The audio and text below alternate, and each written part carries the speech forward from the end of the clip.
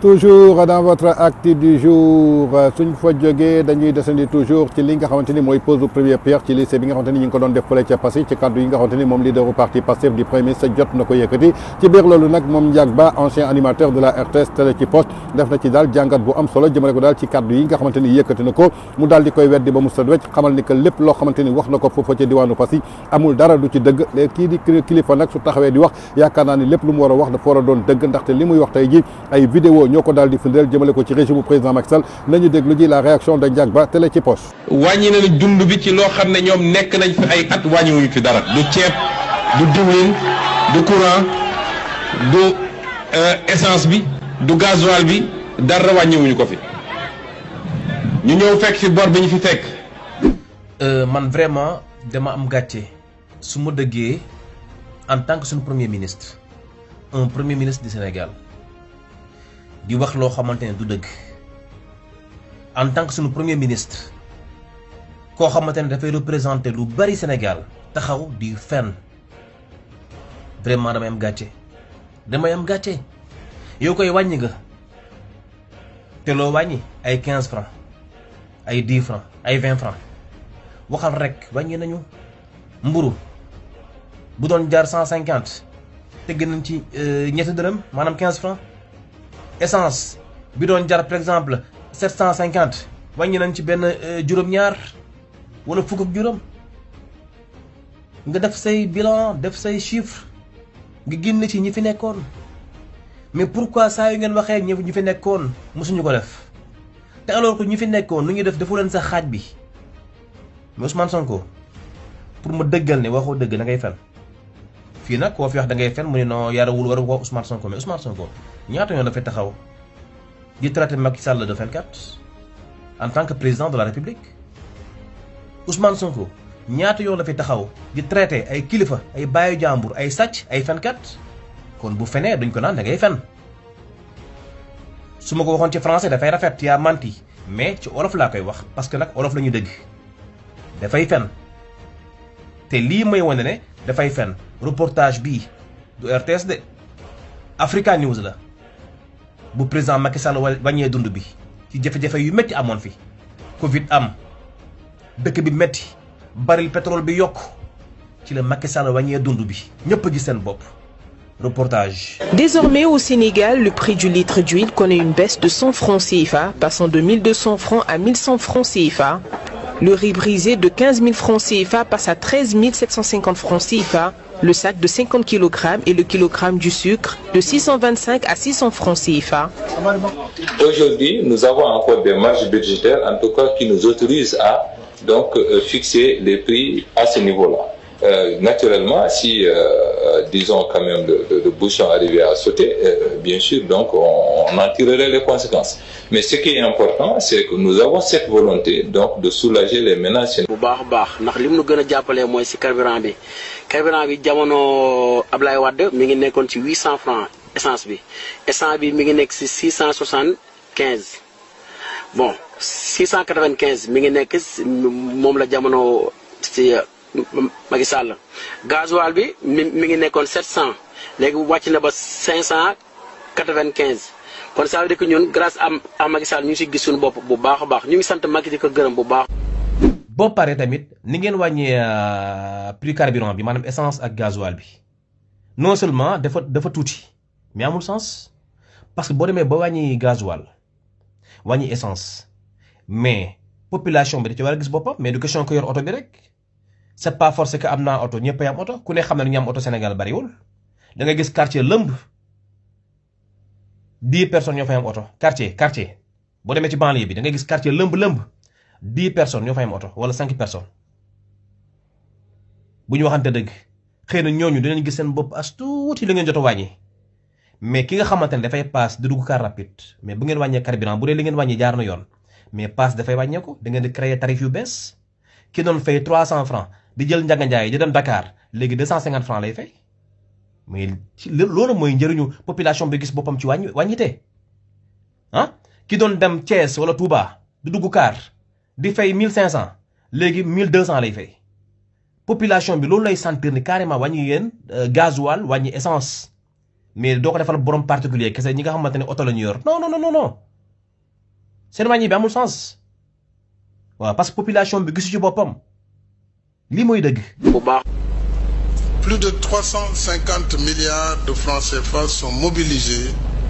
au titre de subvention de l'énergie. Seulement l'énergie. Nous avons bloqué les prix qui auraient dû augmenter de façon exponentielle. Et 157 milliards de subventions aux ménages face à la flambée mondiale des prix. Donc, globalement, avec la revalorisation salariale et les subventions, l'État va consacrer en première estimation 627 milliards pour soutenir le pouvoir d'achat des ménages. Je crois que c'est historique. Et ça doit être souligné. Sall a annoncé une baisse de 10% du prix de l'électricité dès le premier semestre 2017, après que le pays a connu une nette amélioration de l'offre d'électricité grâce notamment à la mise en service de centrales solaires. Le président Macky Sall a indiqué que l'approvisionnement en électricité avait considérablement augmenté. Les coupures sont passées d'une moyenne de 912 heures en 2011 à 73 heures en 2016. L'année dernière, Sénélec, le fournisseur national d'électricité du Sénégal, a mis en service 270 mégawatts supplémentaires, soit plus de la moitié de sa capacité cumulée. Malgré cette situation difficile, où nombre de pays sont en stagnation ou récession, notre économie reste résiliente. Le classement de World Economics, qui fait autorité en matière de données statistiques, reconnaît en effet le Sénégal comme pays à la croissance la plus régulière sur la décennie 2011-2021. Cette année, notre déficit budgétaire s'est rétréci. Notre taux de croissance, établi à 4,8%, devrait atteindre un niveau sans précédent de 10% en 2023, avec le début d'exploitation de nos ressources pétrolières et gazières. léegi bu ñu ñëwee ci li ngeen wax wàññi ngeen prix électricité bi maanaam courant bi da ngeen ko wàññi mais ça c'est pas vrai ku ne xam na ne mois de janvier mois hiver la. ku ne hiver ne seddaay bi dafay dugg si ku doon consommer climatisation maanaam ngay taal sa clim dañ koy wàññi li nga doon taale sa ventilateur dañ koy wàññi li nga doon taale sa frigo dañ koy wàññi parce que ku ne xam na ne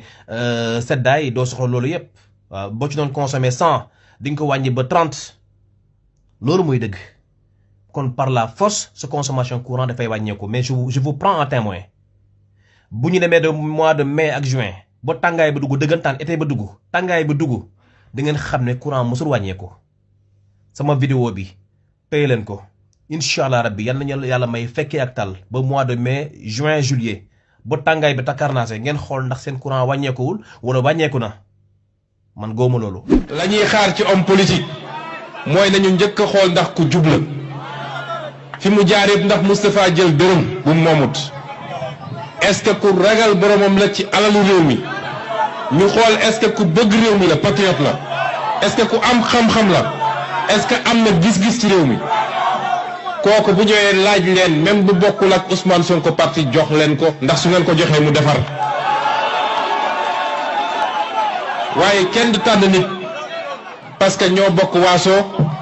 wala moom moo fay sama facture naam ñun ñëpp ay jullit lañu ay sénégalais lañu.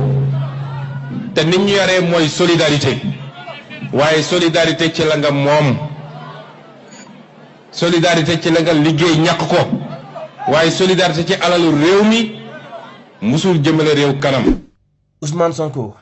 nga ne ñi fi nekkoon dañ doon salfaañe alalu réew mi di ko sàcc ba tey yaa ngi traité nit ñi de sàcc normalement ci fin wu année 2025 nga war a wax jàmm boole xol yi jéem a rëccu. li nga fi jot a def yépp ci tuuxi duunu ak tuumalaate yaa ngi continuer di tuumalaate rek pour yootu 2029 di yàq ay gor ba tey yéen daal tant que tudd leen rek ñi nga xamante ne ñoo leen wutu rek pour yéen waxu leen fi dara quoi. et ça c'est grave. mais bu ñu waxantee dëgg sàcc alalu réew mi di ko salfaañee ci yéen la fekk baax Ousmane Sonko taxaw nga fi ak sa ministre de la solidarité Maïmouna Dièye ngeen di taxaw di récompenser ay tojkat ay bandi yu Pastef ñoo xamante ñoo doon toj dëkk bi di ko taal ngeen jël sunu 5 milliards déjà joxe gum ngeen 1 milliard 800 millions mais du samay kàddu devant toi ce ministre moo ko wax mu ni xaalis bi nga xamante ne solidarité moo ko moom xaalis bi nga xamante ne askanu Sénégal ñoo ko moom budget bi nga xamante ne dañ ko voté moom fu mu war a dem ci hôpitaux yeeg feneen mais moom la ñuy dàmp ñi nga xamante ne ñoo doon taal Auchan yi di toj ay magasin jàmbur di bëgg kuule dëkk bi mais kan moo leen gën a dëng du samay kàddu Ousmane Sonko lii sa ministre la et c'était devant toi. ba léegi nii suñ ko mënee wax xaalisu ministère de la famille de l'action sociale et des solidarités la maanaam xaalis bi nga xamante ne moom la ñu waroon a jox ñi feebar te yenn saa yi nekk ci yenn situation ci hôpitaux yi ñu ñuy woo ak ñi nekk ci jafe-jafe ak ñi bëgg a jàngi yenn saa yi seeni parents amuñu lu ñu leen fayale ak coono yi ngeen di gis yenn saa yi ñu koy daj ci àll bi di dem di fekk ji néew ji doole yi mais xaalis boobu dañoo mujj sàkk ci tàmbali liggéey bi pour que ndax boobu yàlla xam na li ñu doon daj di gis kaa yenn yi te yàlla mooy sama seede. réew mi ñàkkul alal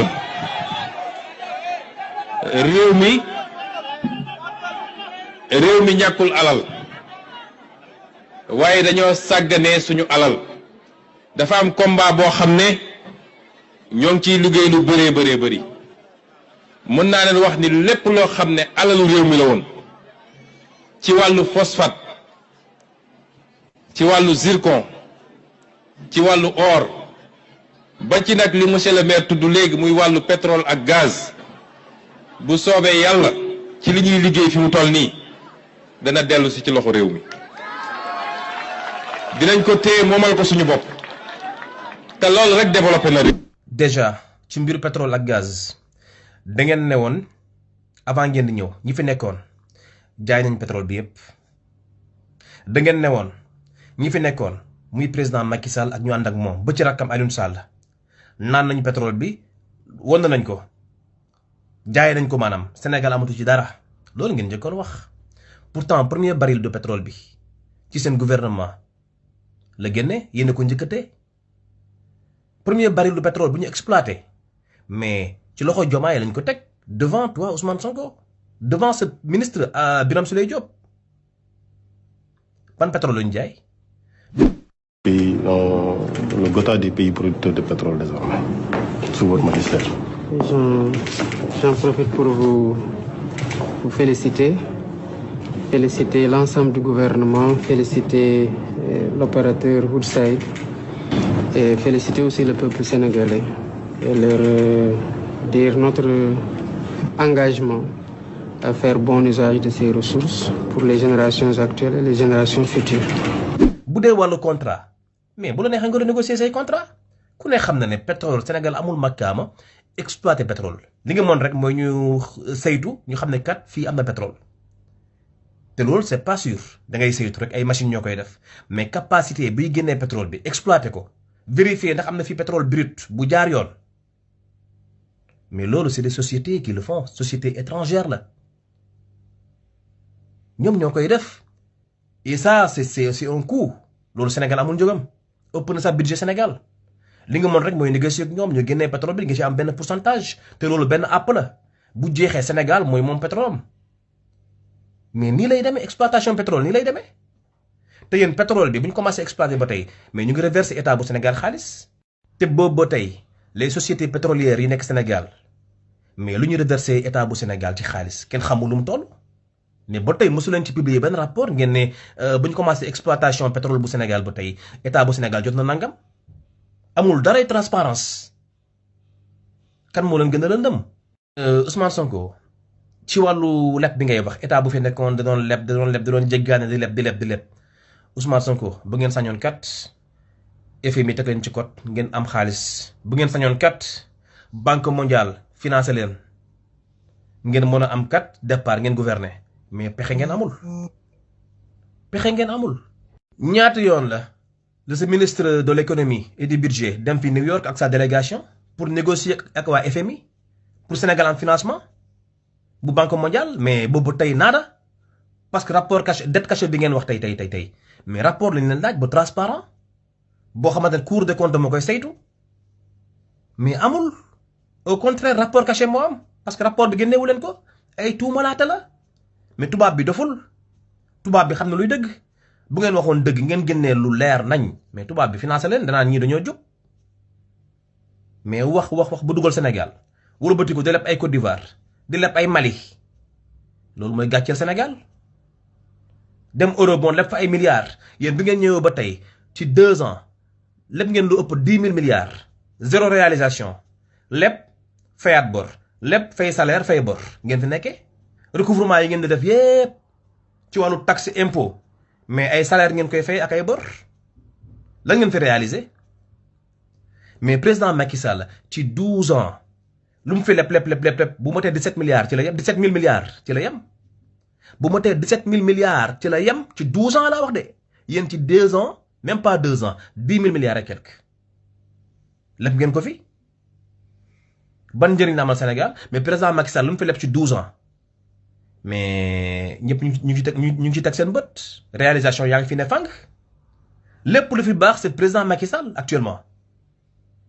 ah muy ci wàllu hôpitaux infrastructure ah muy ci wàllu transport BRT TER su ma doon lim dama fa jógee la nouvelle ville de Diamniadio ak yeneen stade Maître Abdoulaye Wade Dakar Arena arène nationale bari na bourse familiale keroog tamit discours du président Diomaye bi mais programme Macky Sall la fi tudd PUDC Puma Promoville mais yooyu la fi tudd mais loolu plan Sénégal émergent la loolu moo sauvé discours am tey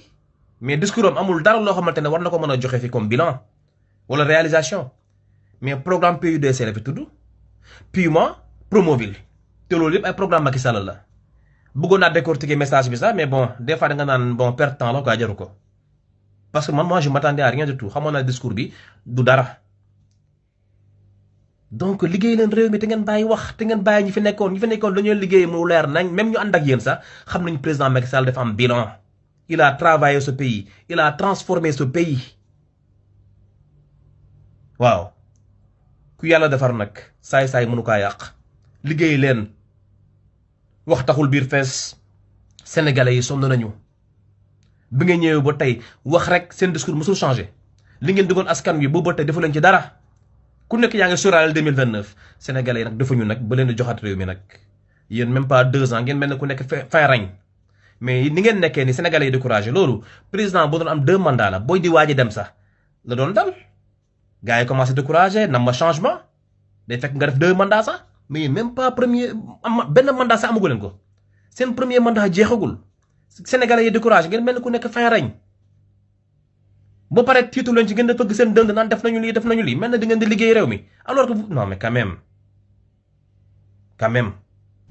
ndax ren ñi ngi ci plus de 900 000 tonnes d'arachide loo xam ne daaw egguñu woon 600 000 tonnes yu mat kon loolu njaay mi mënul sotti ci benn fan. ci wàllu gerte googu ngay wax ñi fi nekkoon de gàcci ngaalaama même bu dee sax béykat yi fa nekkoon bu njëkk 10 tonnes kese lañ doon def yéen ngeen ñëw ngeen def 100 000 tonnes wala 1 million de tonnes ñi fi nekkoon daanañu fexe ba béykat bi ba béyee gertam bu noppi gis boppam daal di jaay gertam ci prix bu baax état bi jënd lépp lu ñu am benn jafe-jafe ndax nag mbéy dundee la ñu wax waaw li ngay béy au moins nga ci gis sa bopp au retour nga mën ko jaay am loo dundalee sa njaboot balaa nawet déwén mais béykat yi ñu ngi dee ñu ngi béy seen gerte ba pare amuñu kuñ ko jaay ba pare ngeen tëjee leen frontières yi jëndu leen tëj frontières yi mënuñu jaay seen gerte mënul génn ñu koy wanteer am na ñuy làqatu sax di wanteer gerte gi am na ñu koy jëm wanteer sax gisuñu client mais ci lii nga war a wax mais bu njëkk ay nangam tonne la ñun nag on a doublé ça wala nangam sangam non mais c'est du n'importe quoi ce pays c'est quoi ces autorités là lii mooy sunu kilifa yi ñii la ñi ñooy sunuy kilifa ñi ñoo war a développer Sénégal ci wax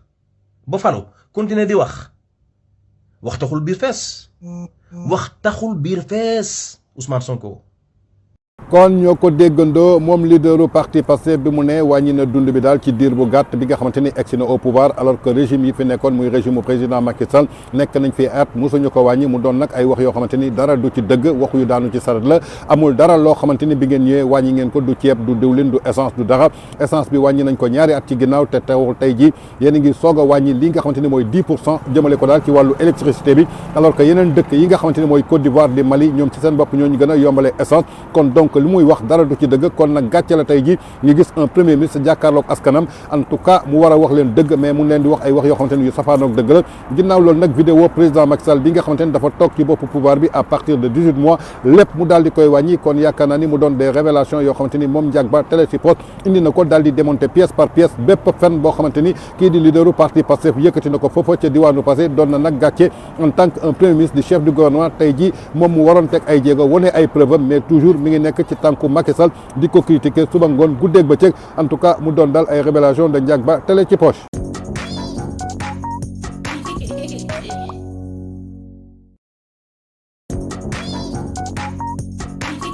Thank you.